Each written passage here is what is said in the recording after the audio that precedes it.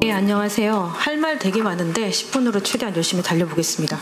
먼저 이 자리가 제가 지금 기분이 참 감사하고 참 화가 납니다. 왜냐? 지금 제가 사건이 있고 3년째 됐는데요. 저희는 처음부터 이런 자리를 원했어요. 각 여러 당에서 같이 초당적으로 해결해야 될 문제라고 그렇게 외쳤는데 그렇게 되지 않았고 오늘에서야 이 자리가 된 것에 대해서 너무 화가 나고 또 너무 감사합니다. 이 문제는 지금 저희가 피해자로서 계속 나서고 말을 했지만 이게 정쟁화될 문제가 아닙니다. 그렇기에 감사함에 또 화가 나는 걸 심정을 좀 이해해 주시고 지금 탄핵 여러 가지 시끄러운 문제들 많죠. 그럼에도 불구하고 이 문제는 초당적으로 같이 먼저 해결해야 될 부분이라는 걸 다시 한번 상기시켜드리고요. 그리고 오전에 저희가 전세사기 특별법 연장에 대해서 기자회견을 했습니다. 5월이면 지금 만료가 되거든요. 근데 제 뒤에 지금 여자분들 2분 계신데 새로운 피해자입니다. 심지어 조건 애매해서 피해자 인정도 받지 못한 사례입니다. 피해자 한두 명 아니고요. 대단히 또 피해자입니다. 이렇게 피해자가 계속 나오고 있습니다. 이런 상황에서 특별법 연장이 지금 되지 않는다는 건 말이 안 되는 거거든요. 그래서 그 부분에 대해서 좀 빠른 논의를 해주시고 통과를 시켜주셨으면 하는 마음으로 여기 의원님들 많이 가셔서 좀 아쉬운데 보좌관님들 계실 테니까 꼭 전달 부탁드립니다. 그리고 좀 전에 국민의힘 의원님께서 인사로 그런 말씀을 잠깐 하셨어요. 경험적 미숙으로 인한 피해자들이 많다. 저는 이 말 지양해 주셨으면 좋겠습니다. 왜냐? 우리가 무의식적으로 처음부터 싸울 때부터 이게 피해자들의 잘못이라는 그 메시지를 정부에서 줬기 때문에 지금 예방책 또한 피해자들에게 좀 더 알려줄게. 너네가 좀 더 애써봐. 라는 의미에서 지금 진행이 되고 있는 것 같거든요. 왜냐하면 피해자들에게 정보를 제공해 준다고 하셨는데 그 정보 제공하는 것도 굉장히 한계가 있습니다. 계약을 한 다음에 정해진 기간 내에만 알 수 있고요. 그 외에 그것도 임대인이 협력을 해야지만 알 수 있는 구조예요. 저희 임차인들이 알 수 있는 정보는 크게 변화되지 않았습니다.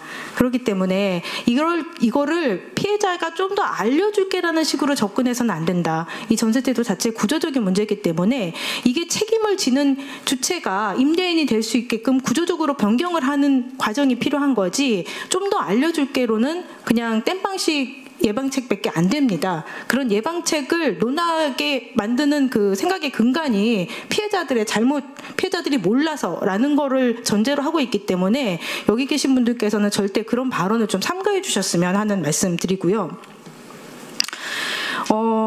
미추홀구 사례에 대해서 말씀을 드리겠습니다. 이게 조직적 범죄 전세사기 집중해부라 그래서 제가 이 논제가 정말 반가웠습니다. 저희가 처음부터 외쳤던 건 뭐냐면 저희 가해자는 남원기입니다. 남원기한테 돈 받고 싶었어요. 근데 남원기한테 돈을 받을 수가 없더라고요. 그래서 당장 경매로 쫓겨나는 걸 좀 막아달라. 그리고 우리가 남원기한테 돈을 받을 수 있는 길을 좀 열어달라. 이게 저희의 요구사항이었습니다. 저희가 알고 봤더니 이게 범죄단체 조직죄로 들어가면 그 구상권이 아니라 그 은닉재산을 추적해가지고 그거를 피해자한테 돌려줄 수 있다고 하더라고요.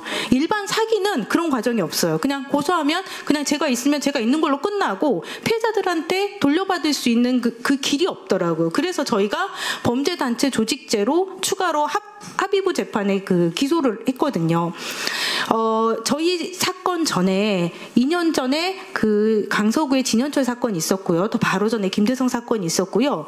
여러 가지 대규모 사건이 있었음에도 불구하고 그런 식으로 기소할 수 없었어요. 왜냐하면 배후 세력이 안 드러났거든요. 그 배후가 없기 때문에 그냥 단순 사기로만 기소가 됐었어요. 근데 미추홀구는 배후 세력이 있었어요. 드러났어요. 남원기라는 인물이 있고 그 인물이 공인중개사들을 고용하고 사무실을 차려주고 월급을 주고 성과급을 주고 이러면서 그 계약을 진행했던 모든 과정들이 있었기 때문에 범죄단체 조직죄로 저희가 기소를 할 수 있었습니다. 그러나 이 전세 사기를 맞춘 법이 없는 관계로 지금 다 법꾸라지로 빠져나갑니다. 말씀드렸듯이 다 공모를 했어요. 근데 이들이 법정에서 주장하는 건 뭐냐면 몰랐답니다. 그들이 근 10년간 같이 일을 했어요. 그래서 그 수익 구조를 보면 전세 보증금을 외에는 다른 수익 구조가 크게 없습니다. 그래서 돌려막기 한 정황이 컸고, 그다음에 21년 후반기부터는 계속 경매가 터졌어요. 경매가 터졌는데 막았대요. 그러면서 핑계가 몰랐어. 그래서 막았어. 그랬으니 공인중개사들은 막았으니까 안전하구나. 다음에 또 터졌답니다. 또 막았답니다. 막았으니까 안전하구나. 세금이 밀렸어. 또 막았대요. 막았으니까 안전하구나. 그러하니 안전했고, 그러하니 나는 이 물건이 위험한지 몰랐다. 라는 주장을 했습니다. 근데 그걸 법원이 받아줬습니다. 어떻게 판결을 했냐면요. 22년도 저희가 그 법이 전세 사기를 규정하는 법이 없었기 때문에 저희가 기소를 하기 위해서는 이들의 자금이 심각하게 부족한 상황이었다는 시점을 가지고 처음에 기소를 시작했어요. 그게 22년 1월 건부터 기소를 했거든요. 그런데 그래서 그 전체 피해자 중에 일부 한 400몇 억인가 하여간에 여튼 그 정도의 금액으로 기소를 했는데 판결이 어떻게 났냐면 1월부터는 그 같이 공모한 중개인들이 몰랐어. 그리고 5월에 남원기가 또 회의를 했는데 계속 회의는 했어요. 남원기는 계속 힘들다.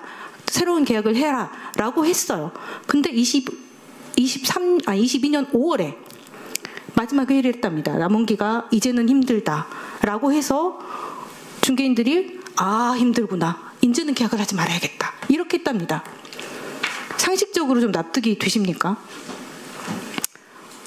법원이 그거를 들어줬어요. 그전에는 그냥 일상적으로는 대화였으니까 공인중개사들이 이 위험을 인지하지 못했다. 그리고 5월에 남원기가 위험하다고 했으니 그때부터는 계약을 하지 않았다. 그러하니 5월 전에 있는 건들은 다 사기가 아니다. 그리고 그 금액을 신규로 체결한 금액은 그때 이제 통장으로 왔다 갔다 한 내역이 있기 때문에 이거는 신규 금액이 예를 들어 9천이다 그럼 9천만 원은 편취 금액이고, 그 증액 계약을 한 경우에는 예를 들어 저는 350만 원을 증액을 했거든요. 350만 원이 그 시기에 옮겨갔기 때문에 제 금액을 편취한 건 350만 원이래요. 저는 8천만 원에 가까운 계약을 했는데 결국 제가 사기당한 금액은 350만 원이랍니다. 제 전세 계약이 350만 원이 됐어요.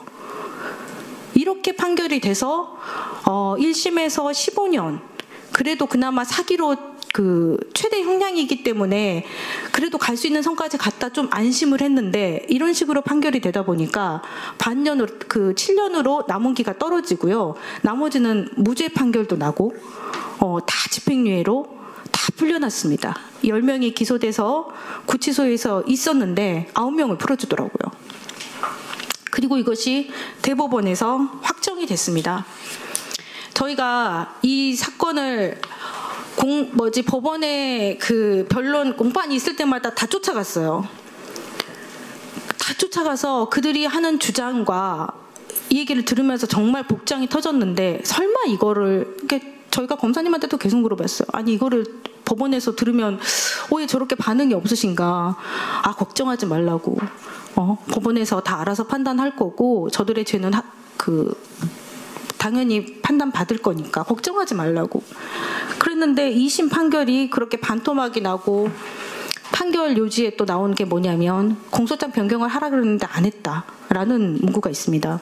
그래서 저희가 검사님께 물어봤어요. 왜 안 하셨냐 했더니 이 정도면 당연히 1심 판결과 똑같이 나올 줄 알았다 라고 얘기를 하시더라고요.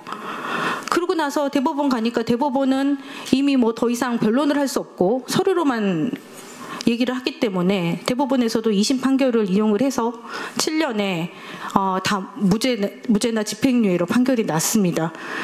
역시나 합의부 사건이 판결을 앞두고 있었는데 대법원 판결을 눈치를 보더라고요. 대법원 판결 난 다음에 판결을 하겠다 해서 보니까 마찬가지로 대법원 판결이 영향을 미쳐서 범죄단체 조직죄로 기소를 했음에도 불구하고 그것이 인정되지 않았습니다. 지금 현재 미추홀구보다 더 정확한 조직적 범죄는 없습니다. 이렇게 드러나기까지 이 수많은 정보를 아까 말씀하셨지만 피해자들이 다 조사했고요. 피해 단체, 피해 그 아파트와 이들 간의 관계 이런 것들, 뭐 사업자들 정말 경찰에서 너가 피해자 한 분이 이 자료를 제출했는데 경찰에서 도대체 네가 어떻게 이 자료들을 다 조사할 수 있었어? 너 누구야? 라고 그 신문을 받을 정도로 굉장히 다 조사를 해서 갖다 바쳤어요. 그런데도 불구하고 인정도 받지 못하고 그래서 어떻게 됐느냐. 이제 피해자들은 이 판결이 중요한 게 뭐였냐면 민사로 가야 되잖아요. 어차피 형사에서 지금 받을 수 있는 게 없어요. 저희가 그 배상금 청구인가? 그걸 했는데 그것도 다 기각이 됐고요. 결국엔 민사로 가야 되는데 민사에서 이제 이 가해자들이 의기양양합니다. 이제 자신들은 잘못이 없다. 그래서 민사에서 지금 지고 있어요. 네, 이게 지금 현실이에요. 그래서 제가 이 토론문은 김태근 변호사님이라고 세입자 114에서 변호사님이 판결 분석을 해준 거를 좀 인용을 했습니다. 여기 전문가분들이 많이 계셔서 오히려 이렇게 쓰는 게 더 이해하기 쉽겠다 싶어서 이 판결문을 올려드렸고요. 최대한 많이 좀 읽어봐 주셨으면 감사하겠고요. 저는 이 자리를 빌어서 말씀드리고 싶은 게 전세 사기에 맞는 법이 필요하다. 그 범죄단체 조직제라는 것이 예전에 조폭들을 단속하기 위해서 만든 법이라고 해요. 지금의 전세 사기는 법꾸라지들이 너무 많이 활용할 수 있습니다. 굉장히 다양한 유형의 피해자들이 발생함에도 불구하고 요리조리 피하면 죄가 안 됩니다.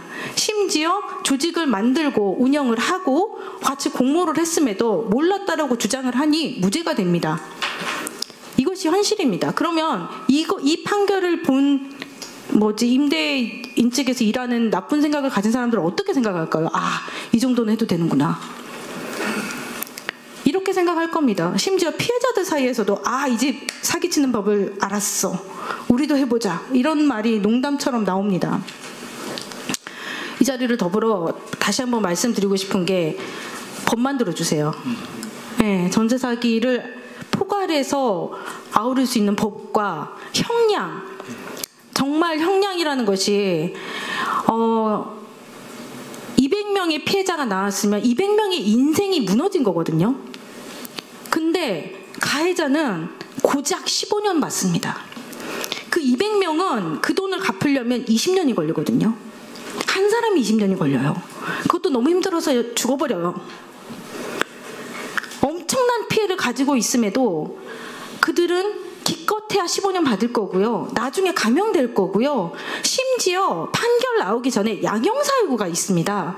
이 양형사유가 뭐냐? 내가 지금 내 부모가 아파요. 내 아이를 내가 키워야 되는데 내가 감옥 가면 안 돼요. 경매가 끝났잖아요. 경매에서 최우선 변제금 받았으니 그거가 피해 변제해줬잖아요. 이런 것들이 모두 다 양형사유가 됩니다. 그래서 그나마 약했던 15년이 확 깎이고요. 그래서 무죄까지 받고 이런 게 지금 현실입니다. 그래서 다시 한번 이 자리를 만들어주셔서 감사드리고 마지막으로 하나. 추징금. 1차에 저희가 1심에서 판사님이 추징을 걸어주셨어요. 어쨌든 돈을 갚아야 될 거 아니에요. 근데 2심에서는 피해 회복의 가능성이 있다. 이래서 추징금을 싹 삭제했습니다. 그게 대법원에서 또 확정이 됐고요. 전세사기 피해자는 그 피해 회복을 하기가 어렵습니다. 할 수 있으면 지금 제가 이 자리에 없겠죠. 그럼에도 불구하고 법원은 피해 회복이 가능하다라는 판단을 하셨고, 제가 법 논리를 잘 모르지만 현실하고 안 맞아도 너무 안 맞다라는 말씀 드리고 싶고요. 이상입니다. 감사합니다. 우리 다음으로는 명지대학교의 박 교수님께서 준비하신 발제 내용 좀 발표 부탁드리겠습니다. 네. 예, 짧게 진행하도록 하겠습니다. 앞서 많은 분들이 지적했던 바대로 이 사인 간의 거래임에도 불구하고 국가가 개입해야 되는지 여부에 대해서 이렇게 지리한 논쟁이 있을 줄은 저는 몰랐습니다. 사실 법경제학이라는 기본적인 과목에서도 사인 간의 거래임에도 불구하고 국가의 적극적인 개입이 필요한 여러 요건들을 명시하고 있는데요. 그중에 시장의 공정한 경쟁이 저해될 요소가 많거나 또 거래 당사자 간의 힘의 불균형이 상당히 구조적으로 만연될 가능성이 높거나 그리고 부정적 외부 효과로 인해서 특정 거래 건수가 사회 전반의 경제 활력을 떨어뜨릴 수 있을 때 그럴 때 사인 간의 거래임에도 불구하고 국가의 적극적인 개입이 들어갈 수 있는 분명한 이론적인 근거 그리고 해외 사례들이 많이 있습니다. 그런데 그런 것들을 바탕으로 앞서 미추홀 사건이 이렇게 벌써 몇 해가 지나가는 과정에서도 아무 구체적인 대안이 없었다는 것에 참 저도 통탄할 일이다라고 말씀을 드리고 싶고요. 그리고 그 과정에서 저는 개인적으로 김경민 교수님이 이 문제에 대해서 얼마나 진심 어리게 오랫동안 이슈 제기를 해왔는지를 잘 아는 사람으로서 오늘 논의되는 내용이 아직까지도 선언적인 부분이 많고 김경민 교수님 이하 다른 많은 분들이 제안하는 대안들에서 아주 실질적인 논의조차도 이루어지지 않는다는 것도 조금 많은 아쉬움이 있었습니다. 대표적으로 어떤 문제를 국가가 해결하기 위해서는 문제 해결에 새로운 프로세스를 도입할 때 그 프로세스가 더 복잡해지면 안 되는 걸 최대한 지양해야 되고요. 그 다음에 문제를 새로 해결하기 위한 새로운 프로세스를 도입할 때 비용이 많이 늘어나면 안 됩니다. 그리고 또 새로운 프로세스를 도입하는 과정에서 그게 경직성을 갖게 돼서 자유로운 거래나 경제활동을 저해하면 안 되거든요. 그럼 이런 여러 가지 기준을 바탕으로 앞서 말씀 주셨던 여러 대안들을 어떤 방식으로 해결해야 될지에 대한 이미 용역이라든가 다각적인 연구들이 좀 진행되어야 되는데 오늘 사실 그런 것들조차도 전혀 발언이 안 되어 있는 상황입니다. 대표적으로 김경민 교수님이 제시했던 대안들 중에서 초기값, 전세가 깡통 전세인지 이게 믿을 수 있는 거래인지 통정 거래로 인한 허위인지를 확인하려면 시세에 대한 초기값이 적정해야 되는데 그렇다면 이것을 전세가에 대한 시세를 초기값을 적정 가액으로 하기 위해서 간평을 매긴다면 이거에 대해서 지금 투여되는 비용은 얼마가 될지에 대한 구체적인 예산이나 이런 걸 산출하기 위한 연구도 안 되어 있는 것이죠. 간평 방법에 따라서 금액은 수십만 원에서 수백만 원까지 차이가 있습니다. 그리고 또 한 가지 초기값을 설정한다 하더라도 부동산의 특수성상 부동산은 실시간의 상황들을 바로 전세 가격에 다시 반영할 수가 없습니다. 옆에 악재가 생겼거나 아니면 도로교통 상황에 굉장히 쾌적한 개선 호재가 생겨서 전세 가격이 바뀔 수 있는 것을 이건 주식시장과 달리 상당 기간 또 거래가 일어나지 않기 때문에 그게 또 시세에 반영되지 않을 수가 있거든요. 그럼 그런 건 어떻게 제도적으로 커버리를 할지 이런 것들을 이미 상당 부분 논의를 해야 될 시점인데도 전혀 논의가 안 돼 있다는 것도 되게 아쉬웠고요. 그리고 김경민 교수님께서 얘기해 주셨던 커다란 화두였던 집주인에 대한 신용정보를 공유한다. 그러면 집주인에 대한 신용정보를 어느 순간에 어떻게 공개해야 되는 거죠? 거래하기 전에 관심이 있다고 했었을 때 그걸 공개해버리면 사실 개인정보에서 가장 중요한 신용정보에 대한 댐이 무너지는 겁니다. 그렇다고 거래 체결하기 직전에 바로 오픈한다? 그 순간에도 난 사실 생각해봤더니 마음이 바뀌었어요. 이걸 다 허용해줘야 되는지 하나하나 검토해야 될 내용들이 사실 어마무시하다라고 말씀을 드릴 수가 있습니다. 그런데 이런 것들이 하나도 지금 논의가 안 돼 있다는 것이 무척 아쉽고요. 에스크로 계좌 이용하는 것도 마찬가지입니다. 에스크로 계좌를 이용했었을 때의 수수료를 전세보증 같은 경우 통상 0.05%를 적용하는데 그 총액은 그럼 어떻게 되는 건지 그걸 국가가 부담하는 건 아니라면 사인 간의 거래 이슈에 누구에게 부담을 전가할 것인지 5대5로 할 것인지 그리고 국가가 할 것인지 그것도 문제입니다. 그리고 지금 여러 가지 앞으로의 또 문제들도 상당히 우려하는 거 저도 공감하는데요. 이런 과정에서 이런 새로운 제도 개선에서 국가의 역할을 더 늘린다면 어떤 문제가 또 생기냐면 국가 배상 청구권에 의하면 국가의 업무로서 공무원이나 공공기관이 그 책무를 다했을 때는 문제가 생겼을 때 국가가 배상해야 됩니다. 그러면 무조건 국가가 더 나선다라고 했었을 때 그 나중에 이제 불거지지 않은 전세 피해에 대해서 이제 아주 온전히 국가가 모든 책임을 져야 될 수도 있는 거예요. 그렇다 보니까 이런 것들이 뭐 그동안 왜 이것이 법제화가 안 됐느냐 그만큼 권리관계가 복잡하고 현실 파악이 어려운 부분이 많기 때문입니다. 하루속히 오늘 이런 세미나가 후속 연구로 이어졌으면 하는 바람입니다. 예. 예, 박정호 교수님 감사합니다. 네, 전형적인 우리 KDI 경제학자들이 이렇게 토론하시는 방식으로 해주셨는데요. 우리 김경민 교수님 제안해 주셨던 내용들에 대해서 여러 가지 해결 방안을 적용하기 위해서 필요한 구체적인 연구, 시뮬레이션, 또 액션 플랜이 뭔지에 대해서 우리 후속 토론회의 또 필요성을 잘 강조해 주셨습니다. 우리 마지막으로 구은석 대표님께서 준비해 주신 발제 부탁드리겠습니다. 예, 고은석입니다. 제가 항상 토론의 마지막은 이렇게 될 거라고 예상을 해서 한 3분 안에 마무리하겠습니다. 일단 저는 서울 로봇 대표이고 변호사 생활을 한 13, 14년 한 변호사인데요. 김경민 교수님이랑 유튜브 채널을 찍으면서 변호사로서 사건도 뭐 여러 번 해보긴 했지만 제대로 좀 공부를 전세 사기를 해봤고요. 이제 서울 로봇이 뭔지 궁금하실 텐데 좀 유치하였다 생각할 수 있지만 서울 법대 출신 이제 변호사들이 설립한 법률 AI 챗봇 사이트입니다. 그래서 요즘 뭐 제미나이, 코파일럿 뭐 여러 가지 챗GPT 막 사용하시는데요. 저희는 이제 법률 쪽으로 좀 특화된 AI 챗봇 회사고요. 뭐 길게 말씀드리면 이제 회사 홍보밖에 안 될 것 같아서 그건 생략하기로 하고.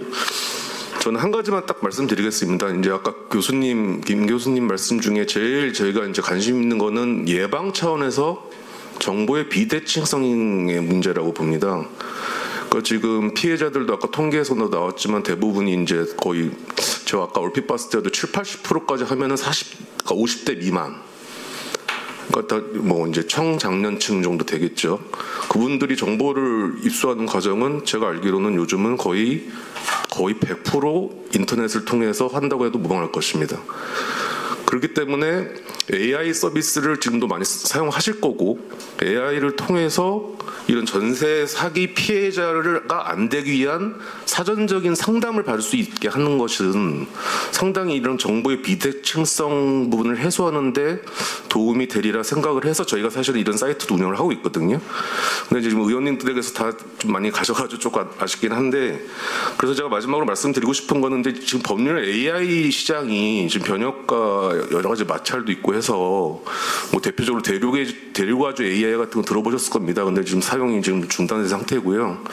그래서 이런 전세 사기 같은 이런 좀 하여튼 구조도 복잡하고 피해자들도 다소 발생하는 걸 예방하는 차원에서 법조인들이 좀 AI 이런 챗봇을 좀 많이 투입이 돼서 저렴하거나 아니면 거의 무료 상태로 이런 뭐 부동산을 이제 전세 계약을 체결을 하시든지 뭐 아니면 구입을 하시든지 할 때 법률적으로 또 해지할 수 있는 그런 정보를 좀 제공해 줄 수 있도록 좀 규제를 좀 뭐 제가 뭐 공식적으로 말씀드리는 그렇지만 하여튼 입법을 조금 해주시거나 그런 쪽으로 하면 좀 법률 AI 시장이 확대가 되면서 이런 전세 사기 피해자님들이 좀 줄어드는데 어느 정도 역할을 할 수 있지 않을까라는 말씀으로 마무리하겠습니다. 감사합니다. 네, 감사합니다. 저희 네 분의 그 패널 토론자께서 잘 발표를 해주셨고요. 지금부터 한 10분 정도 자유롭게 질의응답 갖는 시간을 갖도록 하겠습니다. 그 간단하게 자기 소개해 주시고 커멘트를 해주셔도 좋고 질문을 해주셔도 좋습니다. 그리고 오늘 발표자, 토론자 간의 상호 질의응답 토론도 가능합니다. 예, 그래서 자유롭게 손을 의사표시해 주시고 발표해 주십시오. 네. 네, 안녕하십니까. 저는 전세사기 깡통전세 피해자 전국대책위 공동위원장 이철빈이라고 하고요. 여기 계신 안상미 위원장님과 함께 몇 년째 지금 전세사기 피해 대응 활동을 하고 있습니다. 네, 일단은 뭐 아까도 말씀해 주셨지만 그 이런 자리가 뭐 뒤늦게나마 이렇게 마련되어서 감사하다는 말씀도 좀 드리고요. 좀 구체적으로 좀 의견을 드리고 싶었던 게 한 3-4가지 포인트가 있는데 일단은 그 지금 경찰청에서도 일을 하고 계시다고 하니까 이제 좀 의견을 드릴 거는 지금 이게 각 지역마다 경찰서마다 수사관마다 그 이 전세 사기 범죄에 대해서 대하는 태도가 너무 다릅니다. 그러니까 지금 뭐 여기 수도권에서는 전세 사기 피해가 그래도 심각하고 수사를 해야지라고 좀 전반적으로 있지만 저기 뭐 경북 지방이라든가 이런 데는 수사도 잘 안 하려고 하고요. 거의 대부분 이제 불송치 무혐의 처분이 나오기 일쑤고요. 가뭄에 콩나들 이제 검찰 송치돼서 형사 재판까지 가는 경우들이 있는데 최근에는 이제 동작구 피해자들이 형사 고소를 위해서 이제 직접 모은 한 100페이지 정도의 증거 자료를 내려고 하니까 경찰서에서 안 받으려고 하다가 겨우겨우 냈대요. 네, 그런 사례도 있는 거죠. 그러니까 피해자들이 아무리 노력해서 고소를 하고 자료를 내려고 해도 일상 경찰서 수사관들의 인식 속에는 여전히 전세 사기는 그냥 민사 채무 불이행 문제인데 왜 경찰에서 수사해야 되느냐라는 인식이 여전히 있고, 네, 그리고 이 수사가 차일피일 계속 미뤄지면서 뭐 검찰 송치될 때까지 몇 개월이 걸릴지 몇 년이 걸릴지도 모르는 상황인데, 근데 이게 피해자들한테 굉장히 좀 치명적인 게, 피해자 인정을 위해서는 특별법상에 임대인의 사기 의도를 입증을 해야 되는데 대표적인 방법이 사실상 그 경찰의 수사 개시 그리고 뭐 검찰 송치돼서 임대인의 사기 의도 입증하는 방법밖에 없는데, 일선 경찰서에서 이렇게 좀 소극적으로 대응을 해버리면 피해자 인정부터 다 꼬여버리는 겁니다. 네, 그래서 이거에 대해서는 경찰청 차원에서 전국 경찰서에 좀 일관된 지침을 내려야 되는 거 아니냐, 이런 얘기를 좀 드리고 싶고요. 그리고 지금 국회에서도 이런 전세 사기 범죄 관련된 처벌 그리고 형법 개정 이런 것들에 대한 논의가 계속 되고 있는데, 여기 또 판사님도 계시니까 의견 드리고 싶은 거는 2023년에 전세 사기 피해자를 지원하는 특별법도 만들어졌지만 동시에 이 전세 사기 범죄를 어떻게 처벌할 거냐라는 그런 특별법 논의 그리고 그런 형법 개정 논의가 있었는데, 그때 전세 사기 범죄를 처벌해야 된다는 거에 대해서는 심지어 여당과 야당 의견 차이가 별로 없었습니다. 근데 법원과 전문 이제 위원들이 다 반대를 해서 무산이 된 적이 있었거든요. 그래서 지금 특정경제 가중처벌법이라든지 아니면 부패재산 몰수 및 이제 회복에 관한 특례법 이런 것들이 지금도 발의가 되어서 지금 상임위에서 지금 심사를 하고 있는데 제대로 잘 안 되고 있죠. 네, 그런 부분에 대해서 좀 전폭적으로 법원에서 적극적으로 좀 검토해 주시고 긍정적인 의견도 내셔야 되는 게 아닌가 하는 건데, 이 얘기를 드리는 이유는 뭐냐면, 지금 전세 사기를 100명한테 저지르든 1000명한테 저지르든 사기죄로 규율을 하려면 지금 현행법 상에서는 법정 최고형은 15년형입니다. 네, 근데 아니 상식적으로 100명한테 전세 사기를 저지른 것과 1000명한테 전세 사기를 저지른 거는 형량 달라야 되지 않습니까? 근데 이런 것들은 이제 미국이나 이런 영미권 계열에서는 가중처벌, 인별합산해서 다 처벌하는데, 이제 한국에서는 유독 그냥 한 건만 이렇게 대표적으로 선별해서 그 이제 법정 최고형 가산하는 정도로만 그치고 있는 게 이제 피의자들과 시민 입장에서 너무 납득이 안 되는 겁니다. 그래서 이런 부분에 대해서 좀 고민해 주시면 좋겠다라는 얘기를 드리고요.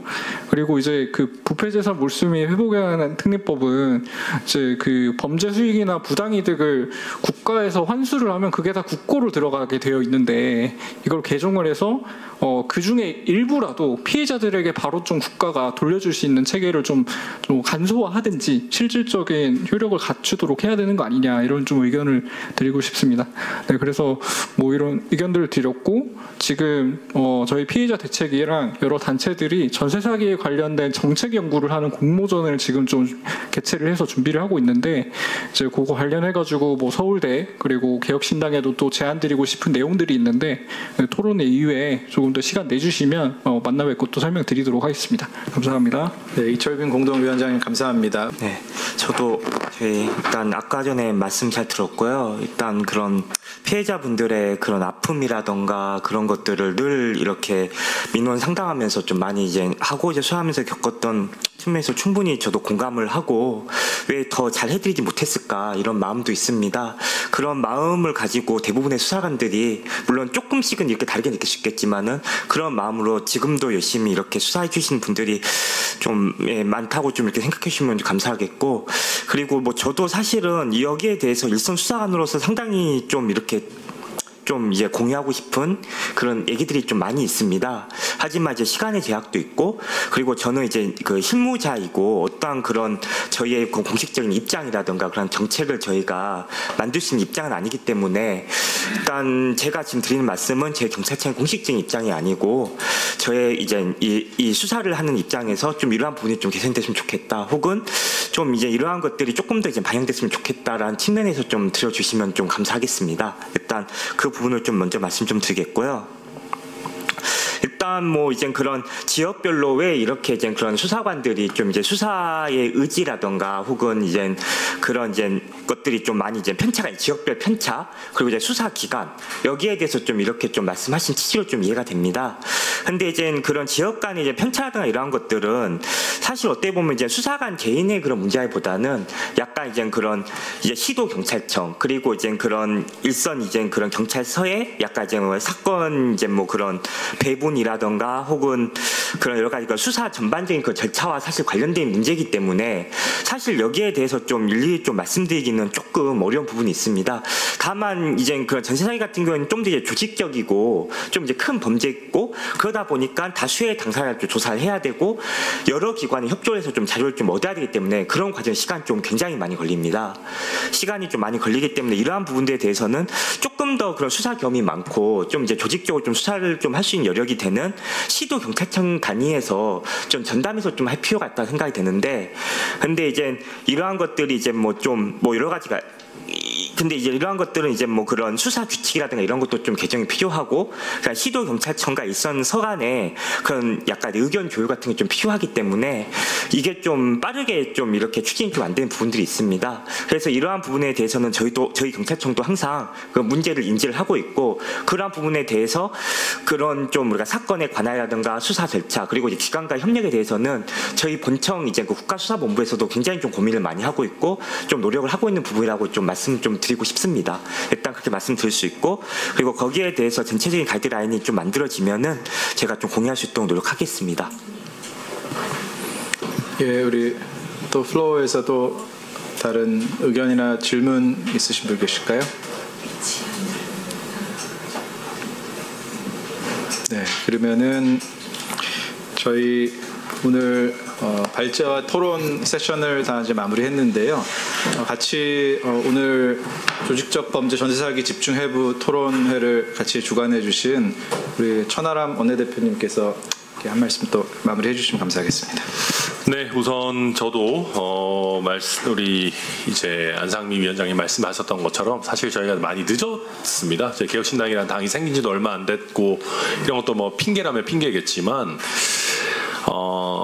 어떤 의미에서는 사실 저희도 전세 사기라고 하는 이 사회적 현상을 어떻게 정의해야 되나라는 거에 대해서 고민이 되는 지점들이 있었습니다. 사실 저희도 오늘 당 차원에서 조직적 범죄다라고 사실 선언하는 의미에서 이 토론회를 하게 됐고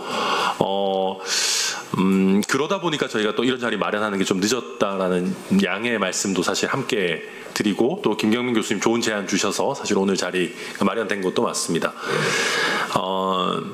오늘 말씀 들으면서 사실 많은 부분들에 저희가 생각들을 많이 하게 됩니다. 저희가 이게 사실 입법 만능도 아니고요. 그러니까 저희가 입법을 아무리 한다고 해도 사실 일선 수사기관이나 또 우리 사법부에서 그것이 정상적으로 작동하지 않는다면 의미가 없는 것이고 우리 박종호 교수님도 잘 지적해 주셨지만 저희가 아무리 많은 여러 제도들을 도입한다고 하더라도 그것이 시장에서 지나치게 번거롭거나 지나치게 비용이 많이 든다고 여긴다면은 사실 그 어떠한 온갖 시끄러운 입법 절차를 거치고도 어떠한 실질적인 변화도 일어나지 않을 수 있습니다. 그래서 오늘 우리 피해자분들 굉장히 답답하고 당연히 빠르고 실질적인 변화를 원하시는 거 당연합니다. 그러나 어쨌든 저희가 그렇다 하더라도 실제적으로 동작하는 대안을 만들어내는 것도 굉장히 중요하기 때문에 저희 의회 국회 입장에서도 그런 부분들 최대한 빠르면서도 좀 정확하게 논의를 이어나가야겠다라는 생각을 하게 되고요. 그리고 아까 우리 공동위원장님 하고 계시는 분 말씀 중에 저 되게 공감하는 게 저도 사실은 의원이 되기 전에 직전까지 변호사를 하고 있었는데 국가가 추징금과 벌금을 왜 꼭 국가가 다 가져가는 건가에 대해서 사실 근본적인 의문을 갖고 있었습니다.